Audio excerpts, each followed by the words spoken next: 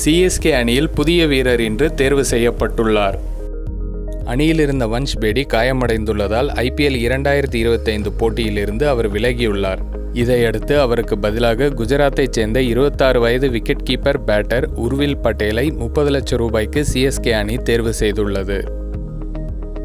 2023 IPL ஏலத்தில் 20 லட்சம் ரூபாய்க்கு குஜராத் அணிக்கு தேர்வானாலும் விளையாட வாய்ப்பு கிடைக்கவில்லை. கடந்த IPL ஏலத்தில் எந்த அணியும் உர்வில் பட்டேலை தேர்வு செய்யவில்லை. இதற்கு பிறகுதான் தனது கோபத்தை பேட்டிங்கில் காண்பித்தார். 2024 சையத் முஷ்டாக் அலி போட்டியில் திரிபுராவுக்கு எதிராக 28 பந்துகளில் சதமடித்து T20 கிரிக்கெட்டில் 2வது அதிவேக சதத்தை அடித்தார். T20 கிரிக்கெட்டில் குறைந்த பந்துகளில் சதமடித்த இந்தியர் என்கிற சாதனையையும் படைத்தார்.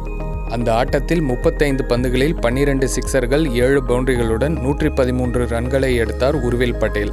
அதன் பிறகு உத்தரகண்டுக்கு எதிராக 36 பந்துகளில் சதமடித்து மீண்டும் அசத்தினார்.